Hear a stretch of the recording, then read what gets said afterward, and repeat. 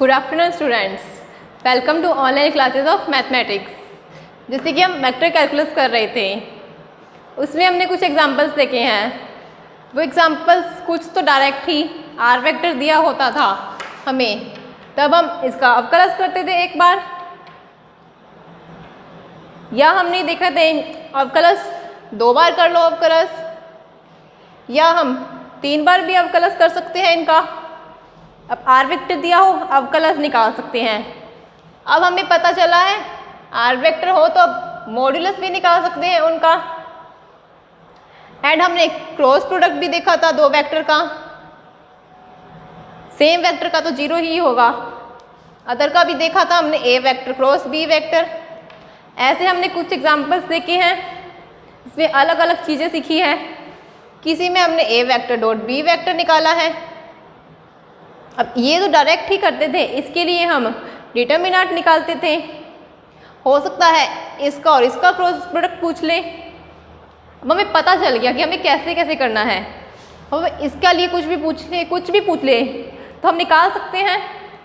और अगर डायरेक्ट ना दिखा, लैंग्वेज में दे दिया, तब भी हमने देखा था कल, उन्होंने दिया था गतिमान कण है, उसका वेग निकालना है। वेग हमें पता है क्या होता है, यही हमने निकाल दिया। त्वरण उसका मतलब ये, परिमाण तो इसका मैग्नीट्यूड। ऐसे अलग अलग क्वेश्चन हमने करे थे। और लंबवत होगा ये इसका मतलब डॉट प्रोडक्ट 0, तो हमने r vector dot b vector 0 किया था, तो लंबवत। ऐसे हमने अलग अलग चीज़ें सीखी हैं। अब तो हमने 10 एग्जाम्पल किए हैं, आज हम 11th एग्जाम्पल देखते हैं। उसमें हमने क्या क्या सीखेंगे कि तो हमारा 11th एग्जाम्पल है, एक कण है कोई भी, वो किस पे वक्र पर मूव कर रहा है। वक्र क्या है हमारा, x is equal to t cube plus 1, y is equal to t square and z is equal to 2t plus 5। ये हमारा वक्र, जो कोई कण है ना, इस वक्र के अनुदिश गतिमान है। अब हमें निकालना है इसमें t क्या दिया हुआ है इन्होंने, समय t टाइम बता रखा है। जैसे फंक्शन तो है xt का, लेकिन t को स्पेसिफाई कर दिया इन्होंने कि वो समय है। ठीक है, अब हमें निकालना है समय। टाइम तो कुछ भी हो सकता है, इन्होंने स्पेसिफिक दे दिया t इज इक्वल टू 1। इस पर एक सदिश दिया है हमें, क्या, i cap plus j cap plus 3k cap. ये एक सदिश है, इसकी दिशा में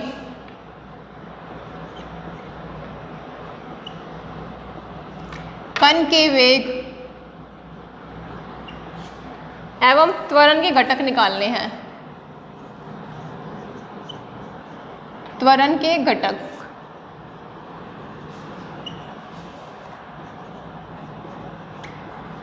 क्वेश्चन था हमारा कोई भी गतिमान कण। अब देखो, कण गतिमान है तब हम वेग और त्वरण निकाल पाएंगे। अगर इन्होंने दिया होता स्थिर कण और तब पूछे वेग और त्वरण, तब तो डायरेक्ट 0, क्योंकि कण स्थिर है तो उसका कोई वेग नहीं होगा, 0, एंड त्वरण भी 0। अब यहाँ इन्होंने गतिमान कण दिया हुआ है हमें, तब हम निकाल सकते हैं इसके लिए। हमें देखो क्या क्या पता है, पहले हम लैंग्वेज में से निकालने की कोशिश करते हैं हम क्या क्या निकाल सकते हैं। अब हमें पता है ना कण का वेग क्या होता है, वो पहले आर वेक्टर अपॉन में डी आर वेक्टर अपॉन में डी टी। अब आर वेक्टर चाहिए, उसके लिए एक्स वाई जेड दिए हुए हैं। तो एक्स वाई जेड क्या था, वक्र के किसी बिंदु एक्स वाई जेड पॉइंट दिए हुए हैं वक्र के, एक्स वाई जेड, इसका स्थिति सदिश होता है हमारा आर वेक्टर, मतलब पोजीशन वेक्टर। उसे हम आर वेक्टर से डिनोट करते हैं। अगर ये है तो आर वेक्टर कैसे निकालेंगे हम, is equal to x i cap, y j cap and z k cap. ऐसे ही निकालते हैं आर वेक्टर। अब x की value t cube plus 1 i cap, y की value t square j cap, z की value 2t plus 5 k cap. हमें मिल गया आर वेक्टर। हमें निकालना, हमें पता क्या क्या है उसमें से ये निकालते हैं। पहले कण का वेग निकाल सकते हैं हम, डी आर वेक्टर अपॉन में डी टी। वेग कैसे निकालते हैं, डी आर वेक्टर अपॉन में डी टी, ठीक है। और त्वरण D square R vector upon में डी टी स्क्वेयर। त्वरण निकालते हैं ऐसे। हमें सिर्फ कण का वेग नहीं निकालना, क्वेश्चन है समय t इज इक्वल टू 1 पर, मतलब जो वेग था t इज इक्वल टू 1 पर कैसे निकालेंगे, ये हो जाएगा, मतलब t इज इक्वल टू 1 और इसके अंदर भी t इज इक्वल टू, यहाँ पर जो वैल्यू आएगी उसके अंदर t की वैल्यू हमें 1 रखनी है, ठीक है। उसके अलावा इस सदिश की दिशा में निकालना है हमें। वेग निकाल लिया अगर हमने, t इज इक्वल टू 1 निकाल दिया, सदिश की दिशा में निकालना है, इसकी दिशा में। अब वो हम देखेंगे कि इसका मतलब क्या होता है किसी सदिश की दिशा में निकालने का। तो जो जो हमें पता है पहले वही निकालते हैं। हमें वेग निकालना आता है तो हमने डी आर वेक्टर अपॉन में डी टी,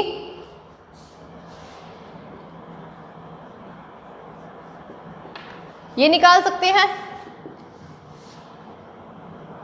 ये वेग, आर वेक्टर क्या था, ये इसके लिए अलग अलग घटकों का अवकलज, तो क्या आया हमारे पास 3t square I cap plus 2t J cap and plus इसके लिए 2 के कैप। यही आएगा इसका हमारे पास अवकलज अलग अलग घटकों का। अब हमें कहाँ निकालना है, डी आर वेक्टर अपॉन में D t, t is equal to 1 पर। टी जहाँ जहाँ टी है हम 1 पुट कर सकते हैं, तो समय टी इज इक्वल टू 1 पर आ जाएगा। हमने पुट किया टी की वैल्यू 1 आई कैप, टी की value 1 dot J cap 2 K cap. कितना आया ये हमारा हो गया 3 I cap plus 2 J cap and plus 2 K cap. अभी हमारा सिर्फ कण का वेग निकला है t इज इक्वल टू 1 पर। अब हमें निकालना है इस सदिश की दिशा में, सदिश की दिशा में कण का वेग का घटक। अब किसी सदिश की दिशा में निकालने के लिए हम क्या करते हैं, जो ये हमारे पास वेग आया था ना, इसकी दिशा में निकालना है। तो इस वेग को इस वेक्टर के इकाई सदिश से गुना कर देंगे।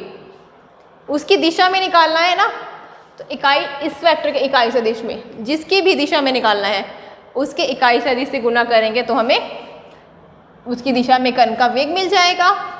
तो कैसे निकालेंगे इसका इकाई सदिश,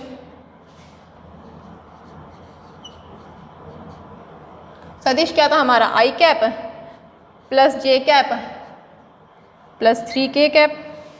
इसकी दिशा में इकाई सदिश निकालेंगे, जिसकी दिशा में कण का वेग पूछा है उसी की दिशा में इकाई सदिश। इसकी दिशा में इकाई सदिश। अब कैसे निकालते थे इकाई सदिश, कोई वेक्टर होता था, मान लो ए वेक्टर, ए कैप निकालना है तो ए वेक्टर अपॉन में मैग्नीट्यूड ऑफ ए वेक्टर, ऐसे निकालते थे। अब इसको इकाई सदिश मतलब ये वेक्टर कितना आया आई cap plus J cap plus 3 के कैप अपॉन में इस वेक्टर का मैग्नीट्यूड, इस वेक्टर का हमारे मैग्नीट्यूड कैसे, आई कैप का कोफिशिएंट 1, जे कैप का कोफिशिएंट 1, इसकी स्क्वायर करते हैं ना 1 स्क्वायर 1 स्क्वायर, इसका कोफिशिएंट 3, उसकी स्क्वायर, फिर उसका रूट, यही करते हैं। अब इसको क्या लिखेंगे, आई cap plus J cap plus 3k cap, कितना 9 + 1 + 10, 9 10 11, तो रूट 11। ये क्या आया, इसकी दिशा में इकाई सदिश।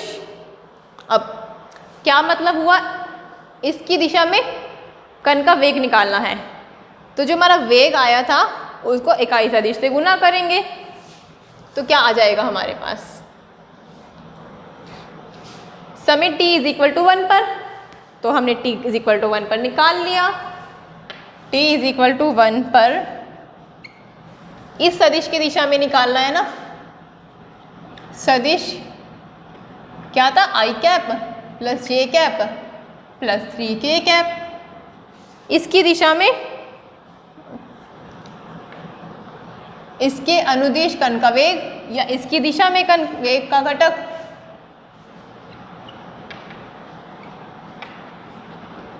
मतलब कंपोनेंट निकालना है वेलोसिटी का। अब कैसे निकालते हैं इसको, इससे डॉट प्रोडक्ट। तो क्या आया था हमारा, कण का वेग t = 1 पर आया था ये 3i cap 2j cap plus 2k cap. अब इसका डॉट प्रोडक्ट करेंगे इसके इकाई सदिश से, I cap plus J cap plus 3k cap upon में रूट 11। अब इनका डॉट प्रोडक्ट निकाल सकते हैं, आई कैप का आई कैप वाली टर्म के साथ, जे कैप का जे कैप वाली के साथ, एंड के कैप का के कैप वाली टर्म के साथ मल्टीप्लाई, बाकी सारे तो 0 हो जाते हैं। हम देखा था ये। अब आई कैप डॉट आई कैप 1, 3 को गुना करना है आई कैप के कोफिशिएंट से 1। चलो ऐसे लिख लो साथ के साथ, 2 को 1 से dot J cap and plus इस 2 को के कैप के कोफिशिएंट से 2 × 3 एंड के कैप डॉट के कैप, यही निकालना है। अब इसको 3 × 1 3, I cap dot I cap 1 plus 2, ये भी 1 एंड ये 6, ये सारे 1 हो जाएंगे। ये कितना 1 में रूट 11, ये कितना 11, 11 को हम लिख सकते हैं ना रूट 11 × रूट 11, कैंसिल आउट, क्या बचा रूट 11। अब हमें निकालना था समय t = 1 पर इस वेक्टर की दिशा में वेग का घटक, इसकी दिशा में निकालना है, इकाई सदिश से गुना करेंगे इसी वेक्टर के वेग को, वेग निकाल लिया, इकाई सदिश निकाल लिया, उसको डॉट प्रोडक्ट कर दिया, इक्वेशन 1 और 2। तो डॉट प्रोडक्ट करके सोल्व आया हमारा ये कण का वेग का घटक, कहाँ पर, t = 1 पर। अब क्वेश्चन कंप्लीट नहीं हुआ, त्वरण के लिए भी पूछा है, त्वरण निकाल सकते हैं। त्वरण कैसे निकालते थे, d² r वेक्टर अपॉन में dt², मतलब इसका एक बार और अवकलज। अब ध्यान देना, इसका मत कर देना अवकलज, क्योंकि ये तो t = 1 पर पुट करने पर आया है, बट अवकलज करने का मतलब तो t का अवकलज करेंगे ना, ये पहले ही करेंगे। तो उसका अवकलज 60 I cap plus 2j cap and ये तो 0, 2k कैप तो कांस्टेंट है, मतलब टर्म आई हमारी 60 I cap plus 2j cap. निकालना है t = 1 पर, t = 1 पुट करेंगे t की जगह 1, तो 6 आई कैप प्लस 2j कैप, क्योंकि t तो टर्म थी ही नहीं तो वही रहेगा, ये आ गया। अब निकालना क्या है, इसकी दिशा में त्वरण का घटक, तो वही चाहे त्वरण का निकालना हो चाहे वेग का, जिसकी दिशा में निकालना है पहले उसका इकाई सदिश निकाला। अब इकाई सदिश को त्वरण के लिए निकालना है ना, तो त्वरण को इकाई सदिश से डॉट प्रोडक्ट करेंगे, मतलब समय t = 1 पर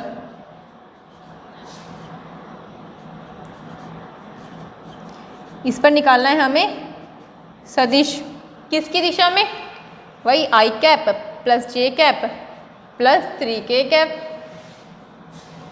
इसकी दिशा में, या लिख लो इसके अनुदिश त्वरण का घटक। अब ये कैसे होगा, इसकी दिशा में निकालना है तो त्वरण को डॉट प्रोडक्ट करेंगे इकाई सदिश के साथ। त्वरण था हमारा ये 6i cap plus 2j cap, dot करना है i cap plus j cap plus 3k cap upon में वही √11। इन दोनों का डॉट प्रोडक्ट कर सकते हैं। अब क्या आएगा, 6 × 1 i कैप वाले का i कैप के साथ 2 × 1, j k कैप को कोफिशिएंट नहीं है तो 0 × 3, हमारी टर्म आ गई 6 + 2 8 अपॉन में √11। इक्वेशन 2 और 3 से किया था ना,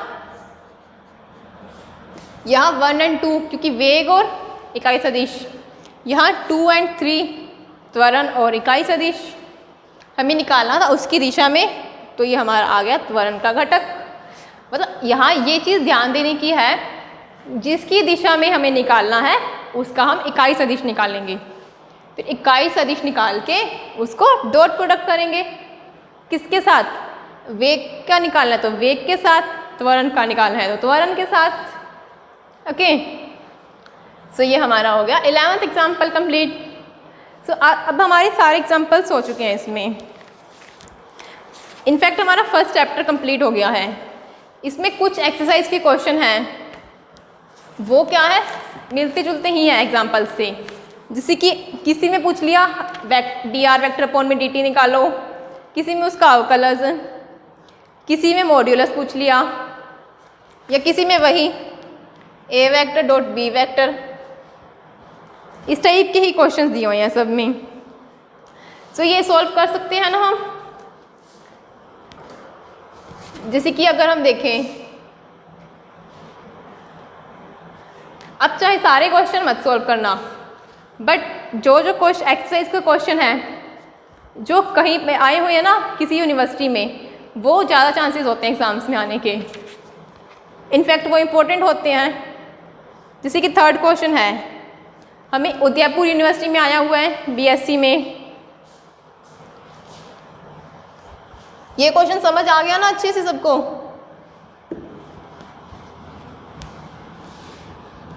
बस इसमें इकाई सदिश निकालना था, बाकी तो हमें पता ही है, वही टर्म है पहले वाली ही।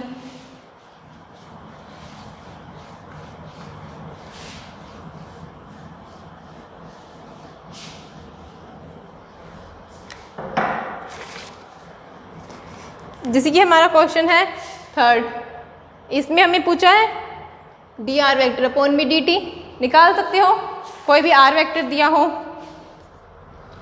या इसका मॉड्यूलस निकालना हो या ये निकालना हो, सब निकाल सकते हैं, एंड इसका मॉड्यूलस फिर निकाल सकते हो। डन। एंड नेक्स्ट हमारा है फोर्थ में a vector dot b vector निकाल सकते हैं, फिर इसका अवकलज करना है। मतलब ये टर्म तो हमें दी हुई है a वेक्टर और b वेक्टर, पहले डॉट प्रोडक्ट निकालो फिर उसका अवकलज कर दो। दो तरीके हैं, या तो पहले डॉट प्रोडक्ट फिर अवकलज, या हमें इसके डॉट प्रोडक्ट का अवकलज का फॉर्मूला पता है, इसका अवकलज डॉट दिस डॉट इसका अवकलज, ऐसे निकाल सकते हैं। एंड वैसे ही हमें ए वेक्टर क्रॉस बी वेक्टर निकालना हो तो ये निकाल सकते हैं। बट वैसे ही है कि ये ज़्यादा इजी पड़ता है, पहले क्रॉस प्रोडक्ट करो फिर अवकलज निकालो। क्यों? क्योंकि अगर हम करें इसको अगर हम सॉल्व करने लगे, cross B vector plus A vector cross D B vector upon में डी टी, देखो यहाँ क्या हुआ, 2 बार क्रॉस करना है ना, पहले अवकलज का ए वेक्टर के बी वेक्टर के साथ एंड फिर ए वेक्टर का बी वेक्टर के अवकलज के साथ, तो 2 बार करेंगे तो ज़्यादा कॉम्प्लिकेटेड हो जाएगा। इसकी बजाय एक बार अवकल क्रॉस प्रोडक्ट करो फिर अवकलज तो अब हमें प्रैक्टिस हो चुकी है अच्छे से, और आप एक आध एग्जाम्पल और करोगे तो अच्छे से हो जाएगी। अब जैसे कि किसी क्वेश्चन में दे दिया D by D S T T R vector dot S vector की T is equal to pi by 2 पर वैल्यू निकालनी है। जैसे इस क्वेश्चन में हमने किया था, पहले तो डॉट प्रोडक्ट कर दिया फिर उसका अवकलज कर दिया, अवकलज करने के बाद टी की वैल्यू पुट कर देना पाई बाई 2 पर। जैसे यहाँ पहले अवकलज उसके बाद वैल्यू पुट करिए ना, ऐसे नहीं कि पहले वैल्यू पुट करो उसके बाद अवकलज, फिर वो तो कांस्टेंट ही आ जाएगा। पहले अवकलज करना है उसके बाद वैल्यू पुट करनी है।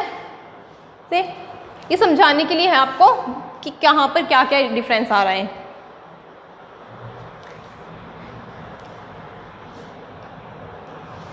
ओके, एंड जैसे कि हमारा है और क्वेश्चंस,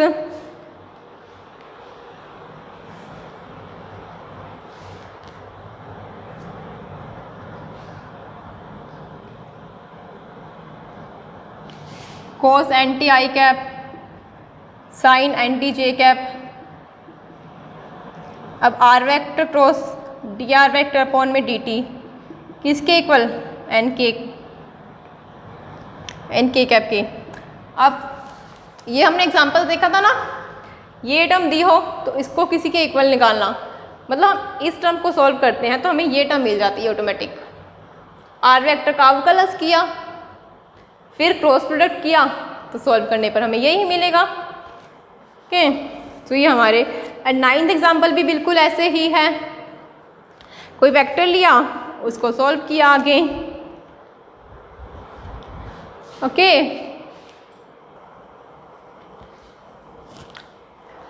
तो हमारी ये एग्जाम्पल्स हो गए हैं एंड एक्सरसाइज की कुछ जो यूनिवर्सिटी में आए हुए हैं वो कर लेना, इससे आपकी प्रैक्टिस भी हो जाएगी, कैलकुलेशन की प्रैक्टिस हो जाएगी एंड इनफैक्ट थ्योरी भी आपकी रिवाइज हो जाएगी। ओके, सब मिलते हैं नेक्स्ट क्लास में नेक्स्ट चैप्टर के साथ। ये हमारा फर्स्ट चैप्टर कंप्लीट हो गया है आज। ओके, तो इसको अच्छे से अब क्या करना, आप जैसे कि आपने जो जो थ्योरीज पढ़ी है मटेरियल नोटबुक पे उतारा होगा तो उनको एक बार रिवाइज कर लेना कि हमने क्या क्या पढ़ा है अब तक। इससे क्या होगा, हम आपस में चीज़ों को रिलेट कर पाएंगे कि जैसे कि कोई एग्जांपल किया हमने, सेकंड और थर्ड में क्या डिफरेंस है, थर्ड और फोर्थ में क्या डिफरेंस है, ऐसे एग्जांपल्स में डिफरेंस बता पाएंगे एंड जो हमने थ्योरीज करी है उसमें हम डिफरेंस देख पाएंगे। एक बार बस उसको पढ़ के देखना ताकि आपको अच्छे से समझ आ जाए, और कुछ डाउट्स होगा तो वो भी पता चल जाएगा कि हमें ये चीज़ समझ नहीं आई है। ओके, सो मिलते हैं नेक्स्ट क्लास में। Thank you.